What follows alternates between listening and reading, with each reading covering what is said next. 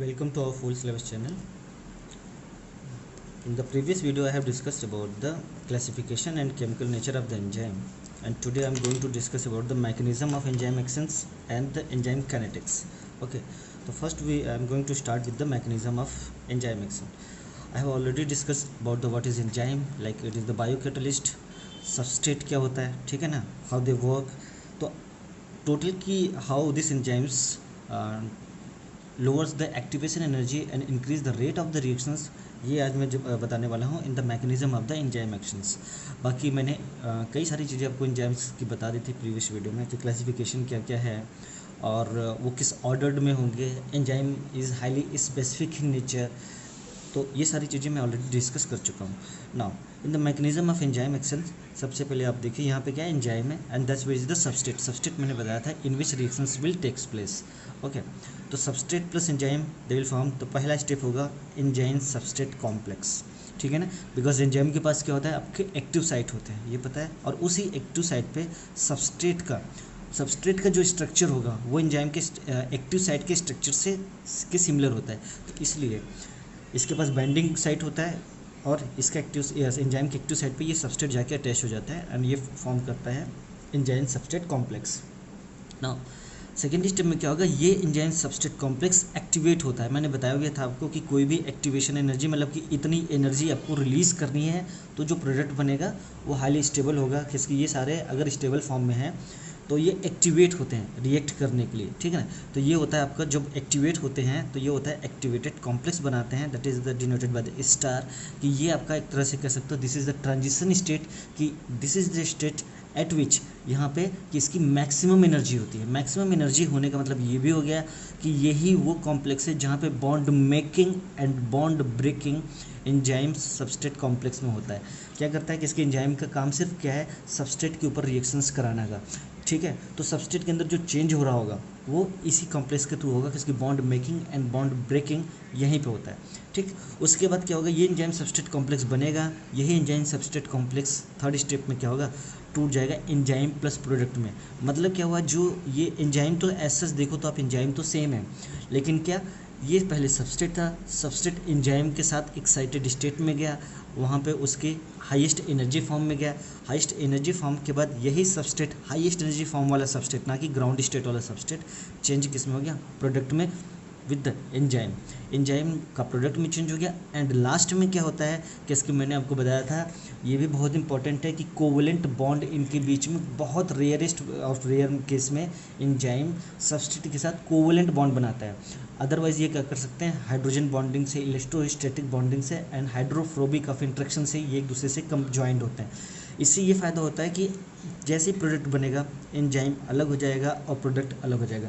अगर covalent bond होंगे तो you know it very well कि covalent bond is very strong bond, तो उनको फिर एंजाइम को प्रोडक्ट से अलग करना बहुत ही मुश्किल हो जाएगा, ठीक है. हाँ होते हैं लेकिन वो बहुत ही रेयर होते हैं. अदरवाइज क्या होता है, इनके इंट्रैक्शन इसलिए होते हैं कि जैसे ये सबस्ट्रेट बनाएगा product, then this enzyme and product will separate out. Okay, now यहाँ पे I will discuss about the transition state theory, कि ये क्या होता है और कैसे काम करता है. सपोज करो आपका ये रिएक्टेंट है, यहाँ पे मैंने लिया है डेल्टा जी, ठीक है. डेल्टा जी मीन्स आपका गिब्स फ्री एनर्जी है. This one is the reaction coordinate, मतलब जिधर पे आपका रिएक्टेंट और प्रोडक्ट बन रहा है. आपने रिएक्टेंट लिया, इस रिएक्टेंट को देखो, रिएक्टेंट ये है जो विदाउट एंजाइम है. तो विदाउट एंजाइम है तो इसको एक्टिवेट होने के लिए इतनी ज़्यादा यहाँ से यहाँ तक की एनर्जी आपको क्या लगानी पड़ रही है, तब ये जाके एक्टिवेट हो रहा है. मतलब एक चीज़ समझ लेना, यहाँ से जाने का मतलब क्या है कि आपको जब तक सफिशिएंट अमाउंट में, हर एक रिएक्शन के लिए स्पेसिफिक होता है कि आपको इतना अमाउंट की एनर्जी देनी पड़ेगी, तभी आपका जाके ये प्रोडक्ट रिएक्टेंट यहाँ पे पहुँचेगा, एक्टिवेट होगा, उसके बाद वो प्रोडक्ट बनाएगा. तो ये जो अमाउंट ऑफ एनर्जी है, this is known as the गिव्स फ्री एनर्जी. हर एक रिएक्शंस के लिए, हर एक सबस्ट्रेट के लिए ये अलग अलग होती है. किसी की ज़्यादा हो सकती है, किसी की कम हो सकती है, लेकिन ये अमाउंट ऑफ एनर्जी ही आपको देनी पड़ती है एक्टिवेट करने के लिए. तो कभी कभी क्या होता है ना कि आपको देखते हो किसी रिएक्शन में टेम्परेचर बढ़ाते हो, प्रेशर बढ़ाते हो, इसका मतलब आप उसको क्या कर रहे हो, उसको इतना एक्टिवेट कर रहे हो कि वो ये जो आपका एनर्जी बैरियर है, एनर्जी बैरियर में मुझे इतनी एनर्जी तो चाहिए. आपको किसी तरह से अगर आप इतनी एनर्जी पहुँचा पाए तो मैं यहाँ तक एक्टिवेट होऊंगा और प्रोडक्ट बनाऊँगा. अगर इतनी एनर्जी आप मुझे नहीं दे पाए तो मैं आपसे एक्सपेक्ट मत करिए कि मैं आपको 100% प्रोडक्ट दूंगा। तो जितना मॉलिक्यूल से एनर्जी बैरियर को क्रॉस करता है वो प्रोडक्ट बनाता है, जो मॉलिक्यूल एनर्जी बैरियर को क्रॉस नहीं कर पाता वो प्रोडक्ट कम बनाता है। इसलिए आप देखते हो किसी में यील्ड ज़्यादा आता है, किसी में यील्ड कम होता है। और सारे रिएक्शंस हो सकते हैं, लेकिन मैं एंजाइम के केस की पर्टिकुलरली यहाँ पे बात कर रहा हूँ, ठीक है। और उसमें से भी क्या होता है कि आपके कई सारे फैक्टर्स और भी काम करते हैं, लेकिन ये एनर्जी फैक्टर बहुत ज़्यादा काम करता है कि आपको एनर्जी बैरियर को क्रॉस कराना होता है, तभी जाके reactant will change into the product. Now अब ये है क्या नॉन एंजाइमेटिक, तो ये आप देख रहे हो कि इसको कितना ज़्यादा एनर्जी देना पड़ रहा है। लेकिन जैसे ही एंजाइम आता है, ये एंजाइम क्या करता है, इसका एक्टिवेशन एनर्जी जो यहाँ से यहाँ तक चाहिए था, अब एक्टिवेशन एनर्जी देखो आपका ये वाला पोर्शन, यहाँ से रिएक्टेंट तक का आपको इतना ही एक्टिवेशन एनर्जी चाहिए प्रोडक्ट बनाने के लिए, ठीक है। तो ये सारा एक्टिवेशन एनर्जी आपको क्या हो गया। अब एक चीज़ यहाँ से देखो कि आपको एक्टिवेशन एनर्जी रिएक्टेंट के लिए तो इतना ही चाहिए था, यहाँ से यहाँ तक, और इसके लिए यहाँ से यहाँ तक, ठीक है। लेकिन ये यहाँ का मतलब क्या है कि रिएक्टेंट से भी कम एनर्जी है प्रोडक्ट की, ठीक। तो रिएक्टेंट से अगर कम एनर्जी होगी प्रोडक्ट की, तो इसकी आपको ये भी पता है कि जिसकी एनर्जी कम होगी वो स्टेबल क्या होगा, ज़्यादा होगा। तो इसका मतलब कि ये दोनों जो प्रोडक्ट बन रहे हैं यहाँ पे, सेम प्रोडक्ट जो बन रहे हैं, प्रोडक्ट दोनों सेम बन रहे हैं, रिएक्टेंट दोनों सेम है, तो दोनों में क्या है, इसका प्रोडक्ट की एनर्जी रिएक्टेंट से और कम है, किसकी आपकी गिब्स एनर्जी ऊपर बढ़ रही है तो नीचे घटेगी, तो नीचे कम है, तो ये एनर्जी रिएक्टेंट से भी कम है, तो प्रोडक्ट आपका मोर स्टेबल है then the reactant. But activation energy देखा जाए तो एंजाइम वाले का इतना है, और सॉरी नॉन एंजाइम वाले का, एंजाइम वाले का आपका ये पोर्शन है। तो आप कह सकते हो कि एंजाइम एक्चुअली क्या करता है, लोवर्स द एक्टिवेशन एनर्जी, ये जो एक्टिवेशन एनर्जी है इसको क्या कर देता है, लो कर देता है, ठीक। तो यही मेन फंक्शन होता है एंजाइम का, कि इसी के कारण क्या होगा, अब ये जल्दी बनेगा या ये जल्दी बनेगा, ऑब्वियस ही बात है ये जल्दी बनेगा, ठीक। इसमें एक चीज़ और देखना, इसी को आप बोल सकते हो कि ये आपका काइनेटिक प्रोडक्ट हो गया, ठीक। गॉट माय पॉइंट, ये आपका काइनेटिक प्रोडक्ट हो गया। कभी कभी क्या होता है इसी तरह से बनता है, आपका सपोज करो रिएक्टेंट हो गया, ये बना दिया, ठीक। आपका कभी कभी क्या होता है ये यहीं तक आया, तो क्या हो रहा है, देखो सपोज करो आपका रिएक्टेंट तो एक ही था, प्रोडक्ट अब आपके कहाँ बन रहे हैं, बी बन रहा है और सी बन रहा है, एक प्रोडक्ट बी पे बन रहा है, एक प्रोडक्ट सी पे बन रहा है। लेकिन इसका एक्टिवेशन, मैं एंजाइम की बात अब नहीं कर रहा हूँ, इसका एक्टिवेशन एनर्जी मान लो इतना है और इसका एक्टिवेशन एनर्जी इतना है, तो आप देखो कि इन दोनों में से जिसकी एक्टिवेशन एनर्जी कम होगी वो प्रोडक्ट जल्दी बनाएगा। तो इसमें से ये जो है बी वाले की एक्टिवेशन एनर्जी कम है, तो ये प्रोडक्ट जल्दी बना लेगा, ठीक। तो और ए वाले की एक्टिवेशन एनर्जी सी वाले की इतनी ज़्यादा है कि प्रोडक्ट ये लेट में बनाएगा। तो इन दोनों में से काइनेटिक प्रोडक्ट क्या होगा, काइनेटिक प्रोडक्ट होगा बी। किसकी काइनेटिक मतलब क्या होता है, स्पीड ऑफ द रिएक्शंस। तो काइनेटिक मतलब जल्दी कौन बनाएगा, बी। लेकिन देखा जाए तो बी और सी दोनों का प्रोडक्ट है, तो उन दोनों में से ज़्यादा स्टेबल कौन सा है, तो ज़्यादा स्टेबल वो जिसकी एनर्जी कम होगी वो ज़्यादा स्टेबल होगा। तो यहाँ पे एनर्जी कम किसकी है, सी की। तो भले ही इसमें टाइम भले ज़्यादा लग रहा हो, क्यों, किसकी, इसका एक्टिवेशन एनर्जी ज़्यादा है, लेकिन थर्मोडायनेमिकली एनर्जी किसकी कम है, इसकी है। तो thermodynamically C is more stable than B. तो यहाँ पे देखा जाए तो काइनेटिक प्रोडक्ट बी होगा और थर्मोडायनेमिक प्रोडक्ट क्या होगा, सी होगा। जो कि आप कभी कभी Saytzeff rule and Hofmann rule में पढ़ते हो कि कौन सा कैसे बनाता है, या आपने पढ़ा होगा कि what is the thermodynamic product, what is the kinetic product. But यहाँ पे अगर प्रोडक्ट सेम मिल रहे हैं तो आपको सिर्फ ध्यान किस पे देना है, किसके, ये दोनों थर्मोडायनेमिकली सेम प्रोडक्ट बना रहे हैं बट काइनेटिकली डिफरेंट प्रोडक्ट बना रहे हैं। तो kinetically enzyme more dominant product बनाएगा rather than non enzymatic, because इसका एक्टिवेशन एनर्जी कम होता है, ठीक। तो यहाँ पे मैंने आपको बताया एक्टिवेशन एनर्जी के बारे में, यहाँ पे मैंने बताया आपको ट्रांजिशन स्टेट के बारे में कि this is the transition state of that one, यहाँ वाला। और एंजाइम का ट्रांजिशन स्टेट ये होगा जहाँ पे बॉन्ड मेकिंग एंड ब्राउन ब्रेकिंग एक साथ होते हैं, एंड उसके बाद वही प्रोडक्ट में चेंज होता है, then product and enzyme will separate out, okay. दूसरा, आपको ये तो समझ में आ गया कि how transition state theory works because it lowers the activation energy. Now how enzymes lower the activation energy, ये बहुत इंपॉर्टेंट है कि ये एंजाइम में ऐसा क्या चीज़ होती है कि और जो नॉन एंजाइमेटिक हैं उनकी एक्टिवेशन एनर्जी बहुत ज़्यादा है, इसकी एक्टिवेशन एनर्जी बहुत ही कम है। इसके लिए दो रीज़न होते हैं, one is the proximity effect, जो कि आपके एंजाइम के रेट को कितना बढ़ाता है, 10⁴। देख लो कितना गुना, 1000 से भी ज़्यादा, 10,000 गुना, ठीक। ये कितना ओरिएंटेशन इफेक्ट, ये भी कितना बढ़ाता है, 10⁴ स्पीड बढ़ा देता है। तो समझ लो आपकी काइनेटिक एंजाइम्स रिएक्शन इसलिए इतने फास्ट होते हैं कि ये दोनों रीज़न है, proximity effect and orientation effect, कि आपका ये क्या करते हैं, लोअर द एक्टिवेशन एनर्जी, ठीक।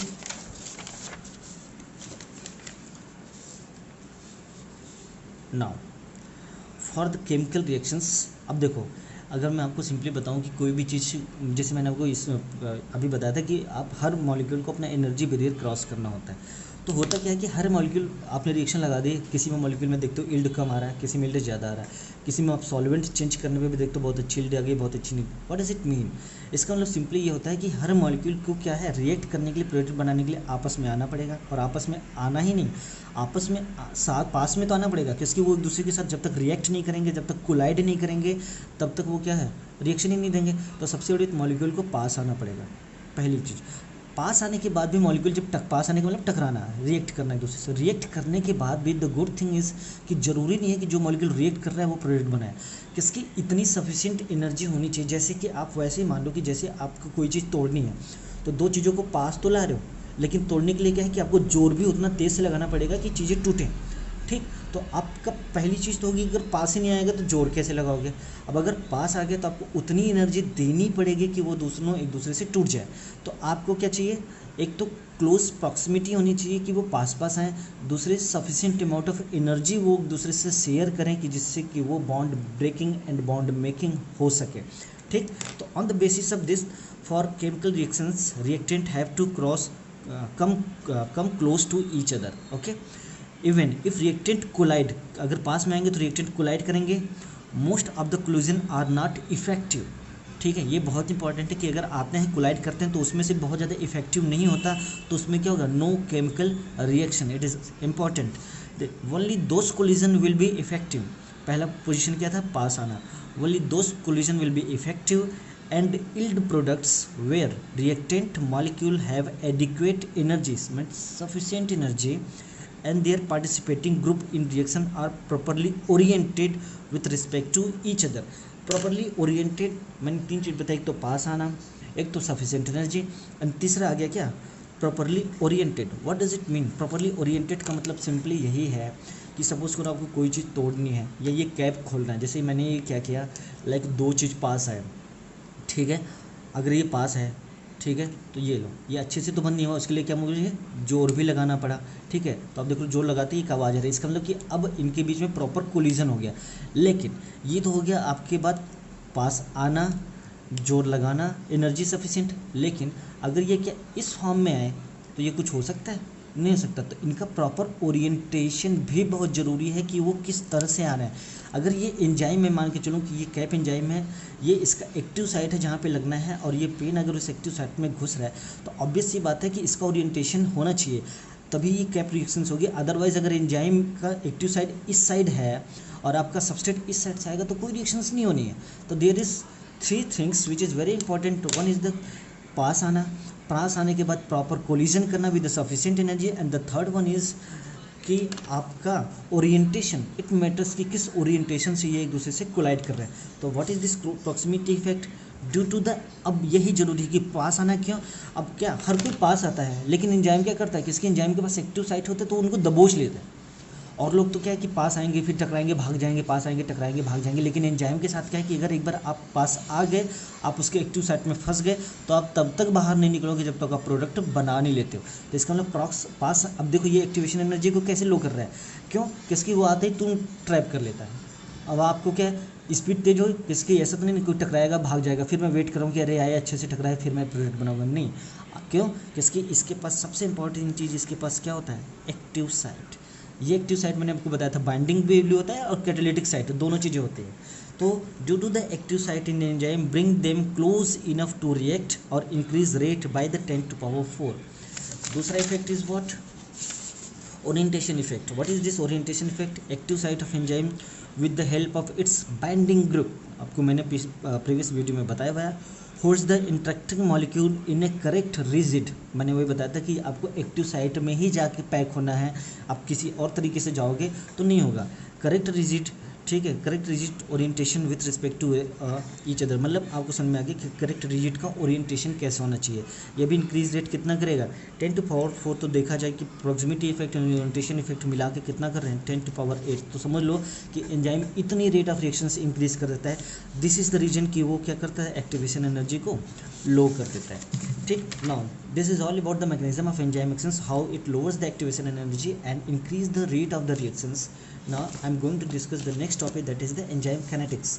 What is this enzyme kinetics? सबसे पहले तो ये होता है कि हम एंजाइम्स की स्पीड ऑफ द रिएक्शंस को कैसे चेक करते हैं और ये किसके किसके ऊपर डिपेंड करता है। ये भी बहुत इंपॉर्टेंट है, इनसे बहुत ही शॉर्ट टर्म्स और लॉन्ग क्वेश्चंस दोनों आते हैं। तो सबसे पहले तो ये मान के चलो कि जैसे आपने यूवी स्पेक्ट्रोस्कोपी पढ़ा होगा या एब्जॉर्प्शन स्पेक्ट्रोस्कोपी पढ़ा होगा। जैसे एंजाइम है तो एंजाइम का एब्जॉर्प्शन स्पेक्ट्रोस्कोपी कुछ अलग होगा, जैसे कोई चीज़ बाइंड करेगा तो उसका एब्जॉर्प्शन स्पेक्ट्रोस्कोपी अलग आएगा। किसकी क्या हुआ इसमें, या तो कंजुगेशन बढ़ेगा या तो कंजुगेशन घटेगा। तो आपने यूवी पढ़ा होगा तो पता है कि कंजुगेशन बढ़ने से उसका वेवलेंथ बढ़ता है, एब्जॉर्प्शन ज़्यादा होगा, जिसको आप कहते हो क्या, रेड शिफ्ट। अगर कम होता है तो ब्लू शिफ्ट, क्योंकि आपको ये तो पता होगा VABGYOR। इधर आप बढ़ोगे तो लेमडा बढ़ता है, लेमडा बढ़ता है इसका मतलब कि अगर एब्जॉर्प्शन ज़्यादा हो रहा है तो लेमडा इंक्रीज होगा तो रेड शिफ्ट। इधर जाओगे घटेगा तो आपका ब्लू इधर है तीसरे पोजीशन पे, तो इधर से इधर जाओगे तो ब्लू शिफ्ट। मतलब वेवलेंथ का डिक्रीज होना, या ये भी कह सकते हो फ्रीक्वेंसी का इंक्रीज होना, एनर्जी का इंक्रीज होना, बिकॉज फ्रीक्वेंसी एंड वेवलेंथ के पास ये रिलेशन है, is equal to H mu and mu is equal to 1/λ। ठीक, चलो ये तो होगी। तो इसका मतलब कि एंजाइम्स की काइनेटिक्स को हम पता कैसे करते हैं, on the basis of their absorption spectroscopy.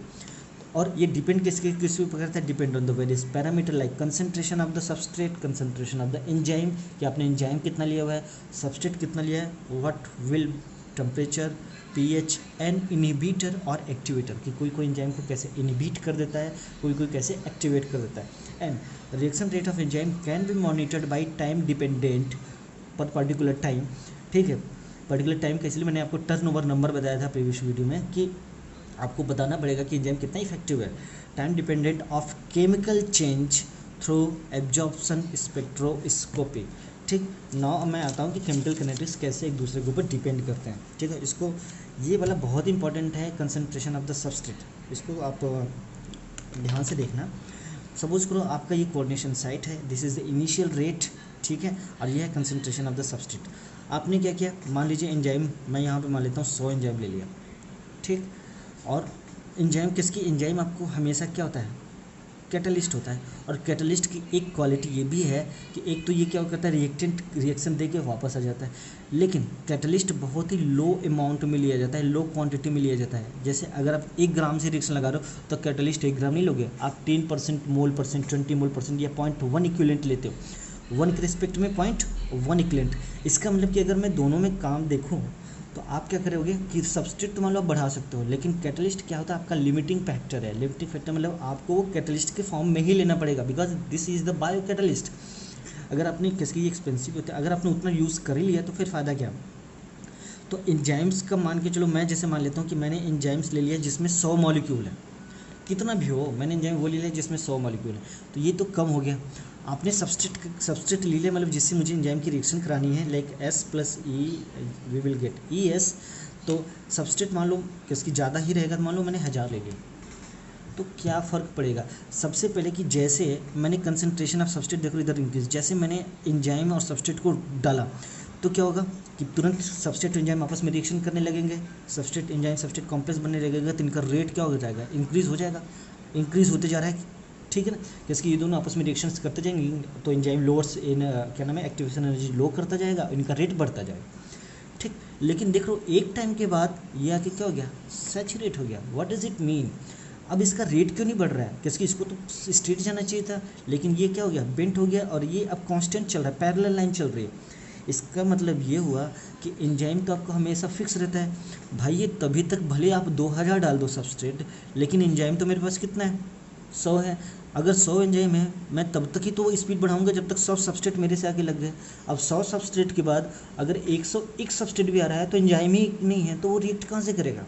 तो यहाँ तक जब तक एंजाइम और सबस्ट्रेट होते हैं वो तो रिएक्ट करते हैं, लेकिन एक टाइम के बाद because enzyme is a limiting factor, वो क्या करता है, फिर कुछ भी कर लो मेरा तो रिएक्शन रेट अब यही चलेगा, बिकॉज अब मेरे पास कोई एक्टिव साइट नहीं है कि मैं आपके सबस्ट्रेट को दूँ।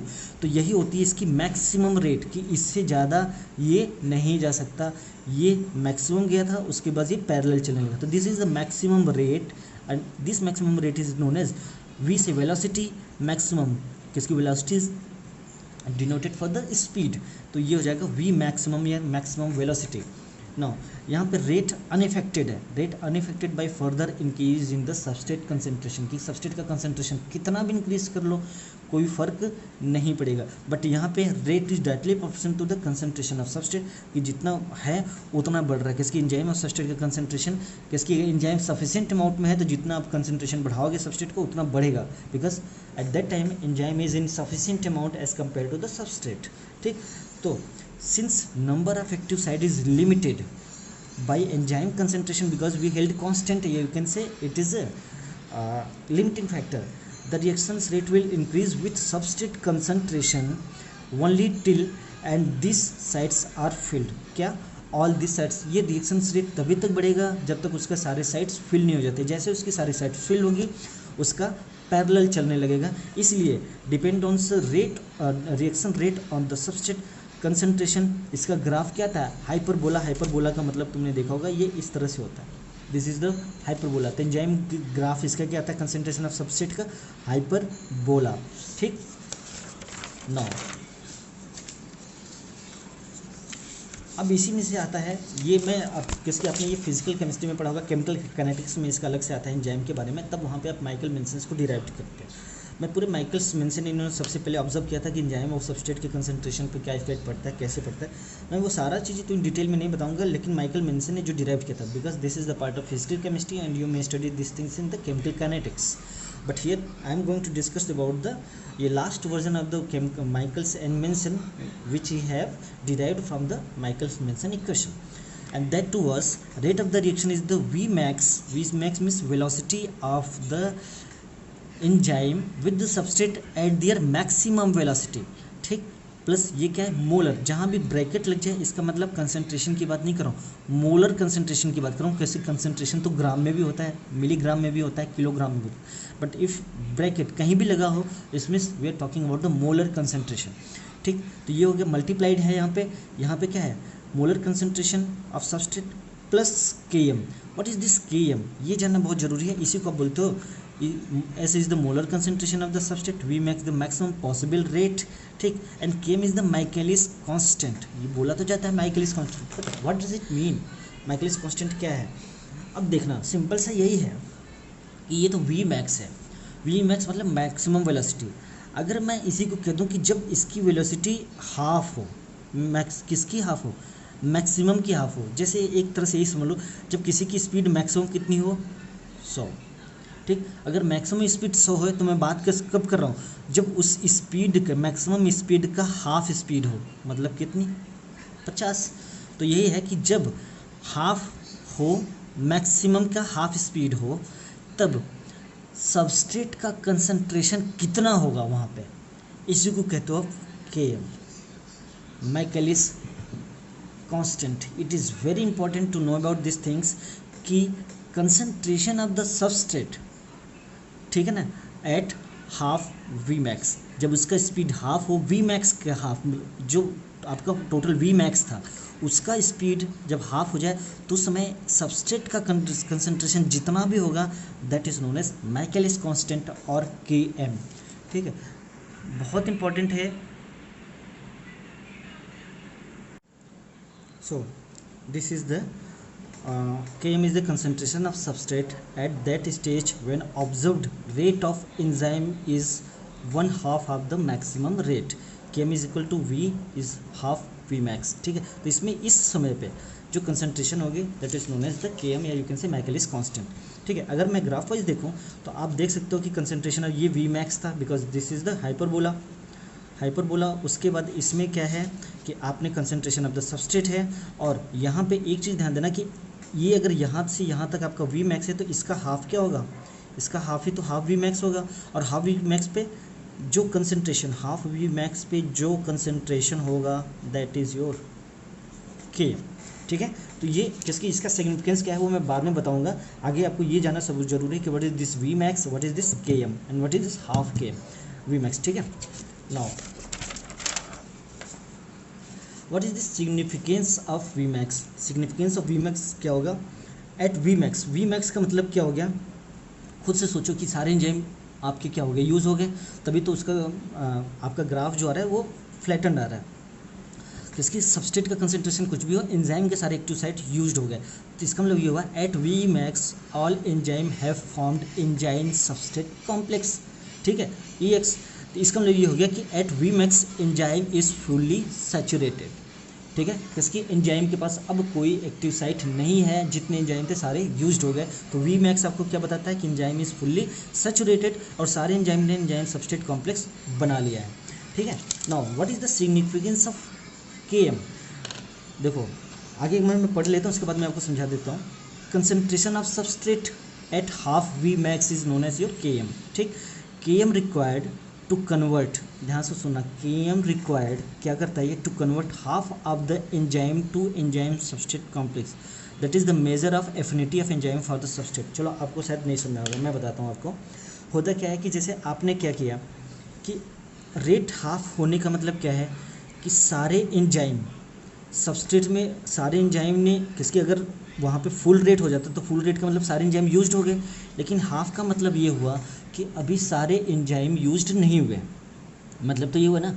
तो वहाँ पे अगर मान के चलो अभी मुझे क्या करना है कि सारे एंजाइम को एंजाइम सबस्ट्रेट कॉम्प्लेक्स में चेंज कराना है, तो यहाँ पे क्या कंसंट्रेशन जो भी सबस्ट्रेट की होगी, तो सबस्ट्रेट की कंसंट्रेशन देखो क्या हो सकती है कि सपोज़ करो मैंने यहाँ पे 1000 लिया हुआ है सबस्ट्रेट और मान लो एंजाइम मेरे पास 200 है। ठीक, तो 200 है, तो मुझे पता है कि 1000 भले ले लो, लेकिन मुझे सबस्ट्रेट यहाँ पे कितने भी जाएँ, मान के चलो मैं चलता हूँ कि 200 सबस्ट्रेट और 200 एंजाइम मिलकर कॉम्प्लेक्स बनाएंगे। ठीक, बट ये वी मैक्स पे तो आप क्या समझते हो, वी मैक्स का मतलब क्या, रेट तो हाफ है। ठीक है ना, तो रेट तो मैंने यहाँ की बात करूँ, लेकिन यहाँ पे कंसंट्रेशन ऑफ सबस्ट्रेट अलग अलग हो सकती है। ठीक, क्या कैसे, यहाँ पे हो सकता है कंसंट्रेशन ऑफ सबस्ट्रेट 80 हो, यहाँ पे हो सकता है 180 हो, यू नेवर नो। कैसे, किसकी, ये ज़रूरी नहीं है कि अगर मुझे 200 एंजाइम के साथ 200 सबस्ट्रेट को जोड़ना है तो वो उसी स्पीड से जा रहा हो। स्पीड का मतलब ये हो गया कि आप देखो जो एंजाइम कहता है कि कभी कभी एंजाइम ना सबस्ट्रेट ऐसा मिलता है कि उसके साथ बहुत ज़्यादा एक्टिव नहीं होता है, बहुत ज़्यादा तेज़ी से बॉन्ड नहीं बनाता है एंजाइम सबस्ट्रेट के साथ। जैसे कि कुछ सबस्ट्रेट ऐसे होते हैं जो कि बड़े कॉम्प्लेक्स होते हैं, उसके साथ एंजाइम उतनी अच्छे से फिट नहीं हो पाता। तो ऐसे केस में क्या होगा कि सबस्ट्रेट का कंसंट्रेशन क्या होगा कि मतलब बहुत अच्छे से बॉन्ड नहीं बना रहा है, तो धीरे धीरे ही तो सबस्ट्रेट जाएगा एंजाइम के पास बॉन्ड बनाने, किसके, एंजाइम बहुत ही ज़्यादा एक्टिव नहीं है उस सबस्ट्रेट के लिए। तो उस केस में क्या होगा कि उसके हाफ स्पीड पे अगर हम चेक करेंगे तो वहाँ पे सबस्ट्रेट का कंसंट्रेशन बहुत ही ज़्यादा होगा। बहुत ज़्यादा क्यों होगा, किसकी, वो जा तो रहा है लेकिन इतनी तेज़ी से एंजाइम्स उसके साथ रिएक्ट नहीं कर रहे हैं, तो उसका कंसंट्रेशन यहाँ पे ज़्यादा होगा। यहाँ पे ज़्यादा होने का मतलब ये इंडिकेट कर रहा है कि एंजाइम उसके साथ अच्छे से बॉन्ड बनाना ही नहीं चाह रहा है। लेकिन सबस्ट्रेट का कंसंट्रेशन अगर यहाँ पे कम है तो इसका मतलब ये हुआ कि ये सारे सबस्ट्रेट कहाँ चले गए, सारे सबस्ट्रेट एंजाइम के पास चले गए बॉन्ड बनाने। इसका मतलब कि अगर सबस्ट्रेट का कंसंट्रेशन यहाँ पे हाफ वाले रेट पे कम है तो एंजाइम उस सबस्ट्रेट के लिए बहुत ही इजीली बॉन्ड बना रहा है, मतलब बहुत ही ज़्यादा वो तेज़ी से चाहता है कि एंजाइम सबस्ट्रेट मेरे पास ज़्यादा तेज़ी से आए और मैं अच्छे से बॉन्ड बनाऊँ। तो यहाँ पे कंसंट्रेशन ये इंडिकेट करता है कि अगर कंसंट्रेशन यहाँ पे ज़्यादा है सबस्ट्रेट का तो इसका मतलब कि एंजाइम उसके साथ अच्छी तरीके से बॉन्ड नहीं बना रहा है। ठीक, और अगर एंजाइम का कंसंट्रेशन कम है तो इसका मतलब कि सबस्ट्रेट का कंसंट्रेशन कम है तो इसका मतलब कि सारे एंजाइम कहाँ चले गए, इसके पास, एंजाइम के पास सैचुरेट होने के लिए। तो इसका मतलब कि अगर कंसंट्रेशन कम एंजाइम का तो वो बहुत ही फ्रेंडली है सबस्ट्रेट और कंसंट्रेशन एंजाइम एक दूसरे से बॉन्ड बनाने के लिए। ठीक, तो यहाँ पे देखो Km required to convert half of enzyme to the केस, हाफ एंजाइम को किस में चेंज करना है, केस में। It measure affinity of enzyme for substrate, क्या मेजर करता है कि एंजाइम की एफिनिटी कैसे है सबस्ट्रेट के लिए। अब यहाँ से देखना, अगर high value of Km, high value Km का मतलब कंसंट्रेशन ऑफ द सबस्ट्रेट, ये तो हुआ। अगर उसका वैल्यू हाई है हाफ उस पे Km पे, तो इसका मतलब क्या है कि low affinity of enzyme for the substrate, किसकी, हाफ। अगर बहुत ज़्यादा वैल्यू होगी तो इसका मतलब कि एंजाइम सबस्ट्रेट के साथ उतनी अच्छे से बॉन्ड नहीं बनाना चाह रहा है। लेकिन अगर लो वैल्यू ऑफ Km होगा तो क्या होगा, इसका मतलब high affinity of enzyme for the substrate. तो ये सिग्निफिकेंस बहुत इंपॉर्टेंट है, ये सारी चीज़ें बहुत ज़्यादा यूज़ की जाती हैं आपके रिसर्च में। आप जब एंजाइम पे काम करते हो कि what is this significance of Km, what is how to increase और डिक्रीज, जैसे कोई आप रिएक्शंस कर रहे हो जिसमें आपको Km आपने डिटरमाइन किया और उसका बहुत ज़्यादा रहा है, तो आपको प्रैक्टिकली सोच के ये करना पड़ेगा कि मैं क्या उसमें ऐसा रिसर्च करूँ, क्या ऐसा काम करूँ कि मैं उसके वैल्यू को Km को हाफ कर सकूँ। तो इसका मतलब ये कह सकते हो कि जितना कम Km होगा उतना अच्छा एंजाइम का रिएक्शंस होगा। ये भी कह सकते हो कि जितना ज़्यादा वी मैक्स होगा उतना ज़्यादा अच्छा एंजाइम का रिएक्शंस होगा, एंजाइम का रेट होगा, जितना ज़्यादा वी मैक्स और जितना कम के एम। ठीक, तो this is the whole significance of V max and K M. Now concentration of enzyme, now the second part concentration of enzyme. आपने सब्सटेट में बहुत सारी चीज़ें पढ़ ली।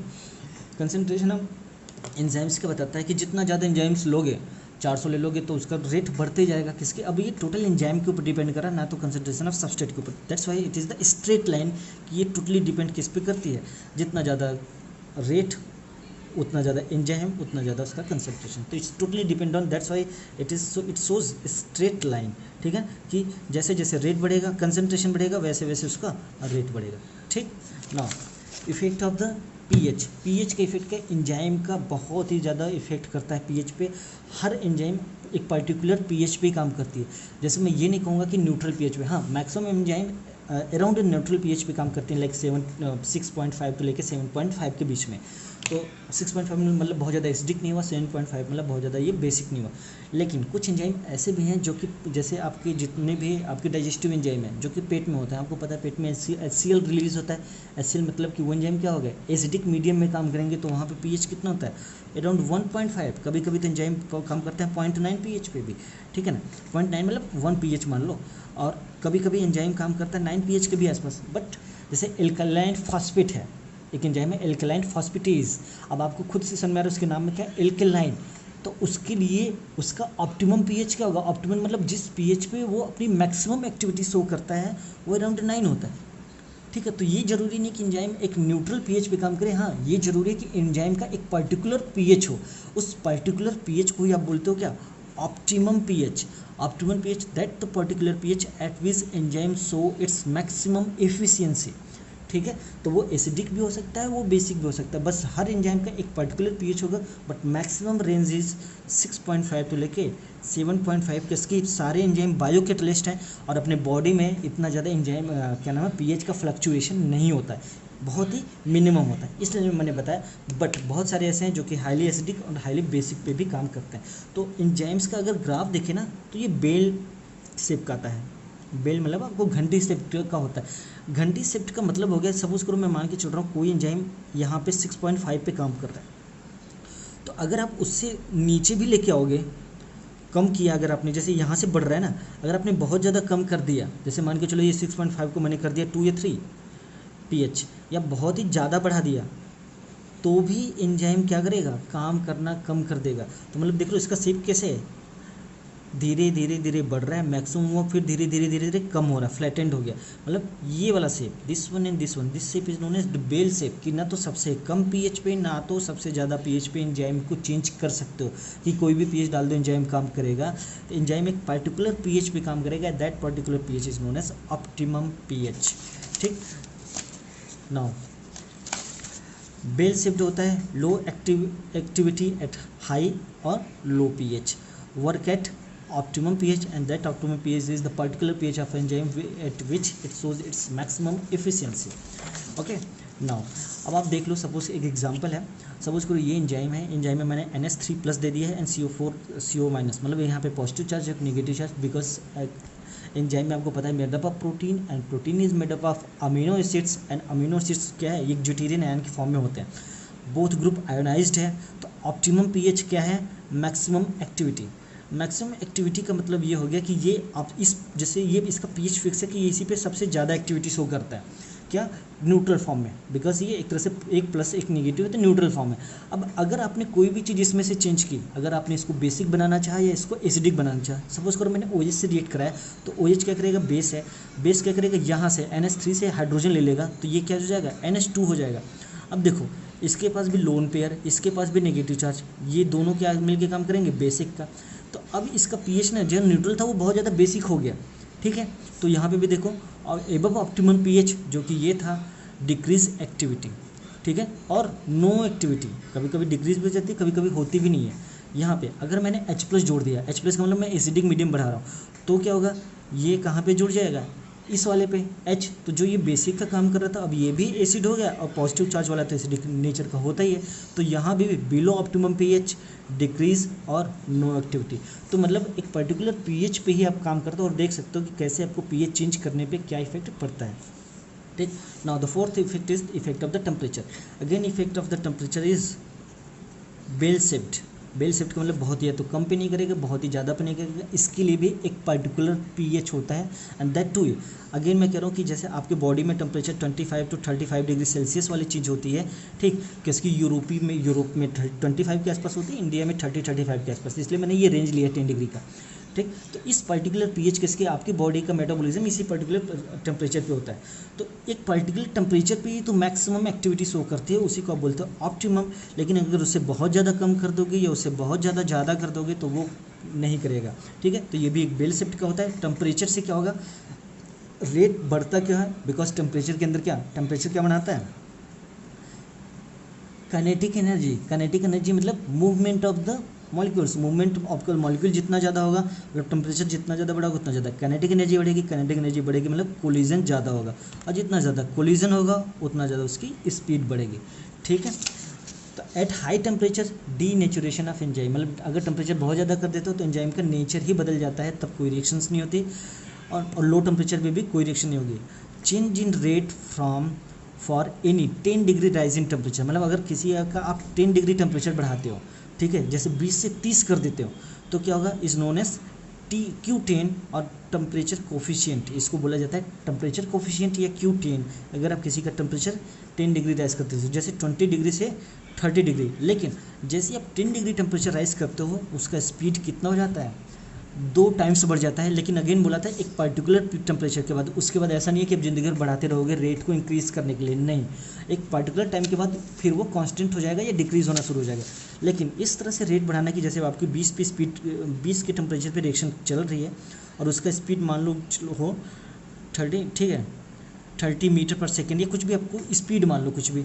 लेकिन जैसे ही आप 30 डिग्री करोगे 30 का कितना हो जाएगा 60, किसकी 10 डिग्री बढ़ाने पे इसका टेम्परेचर क्या हो जाएगा 2 टाइम्स. ठीक है, this is the temperature coefficient. Now last topic is the enzyme inhibition. Enzyme inhibit कैसे करता है, ये करते हैं 2 तरीके से, या कम्पिटिटिव या नॉन कम्पिटिटिव. मतलब एक एंजाइम से कंपटीशन के थ्रू होता है, एक नॉन कंपटीशन के थ्रू होता है.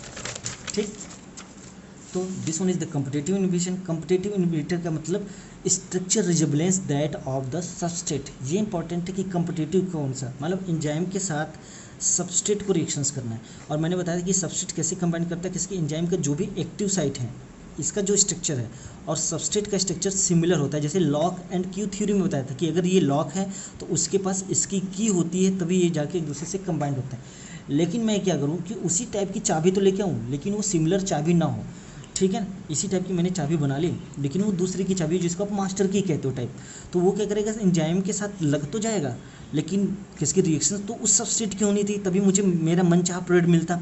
लेकिन मैंने उसमें कुछ घुसा तो दिया, लेकिन वो प्रोडक्ट नहीं मिला जो मैं चाहता था या जो मैं नहीं चाहता था. मतलब मैं चाहता था ये ना बने, तो मैंने दूसरी चीज़ डाल दी इस सबस्ट्रेट के अगेंस्ट में, तो वो प्रोडक्ट नहीं बनेगा. ठीक है, तो इससे क्या मतलब है कि एंजाइम वो जो आप ले रहे हो इनहिबिटर, उसका स्ट्रक्चर और इस सबस्ट्रेट का स्ट्रक्चर जो कि एंजाइम से रिएक्ट करने वाला था, दोनों को सिमिलर होना चाहिए. सेम नहीं, सिमिलर होना चाहिए. जैसे आपने सुना होगा this is the para amino benzoic acid and this is the para amino sulphonic acid. देखो ये है आपके बॉडी में क्या होता है, जब फोलिक एसिड बनता है. फोलिक एसिड कब बनता है, जब आप बॉडी में फोलिक एसिड रिसेप्टर्स होते हैं. लेकिन कभी कभी क्या होता है कि फोलिक एसिड रिसेप्टर्स में क्या होता है कि जब आपके कैंसर सेल होते हैं तो फोलिक एसिड बहुत ज़्यादा बनने लगता है आपकी बॉडी में. ठीक है, तो मैं चाहता हूँ कि फोलिक एसिड ना बने. ठीक है, तो कोई भी ऐसी चीज़ होती है कि सपोज करो ये फोलिक एसिड बनाने में हेल्प कर रहा है, कि अगर ये जाएगा एंजाइम के पास तो ये फोलिक एसिड ही बनाएगा. मैं चाहता हूँ फोलिक एसिड ना बने, तो मैंने क्या किया, इसकी जगह ये डाल दिया. डालते कैसे हैं, अब ये आपने पढ़ा होगा, ये सल्फानिलामाइड, ये एंटीबैक्टीरियल ड्रग भी होता है, आपने सुना होगा. तो हम इसी के कॉन्सेप्ट पे, कॉम्पिटिटिव इनहिबिटर के कॉन्सेप्ट पे हम ड्रग भी बनाते हैं. सिमिलर रिजल्टेंस का स्ट्रक्चर है, डिफरेंस सिर्फ कितना है, कार्बन की जगह क्या हो गया है, सल्फर हो गया है, और इस H की जगह NH हो गया है. ठीक, तो बाकी सारी चीज़ें देख लो, बेंजीन सेम है, NH2 सेम है, ये भी एसिडिक मीडियम, ये भी एसिडिक मीडियम.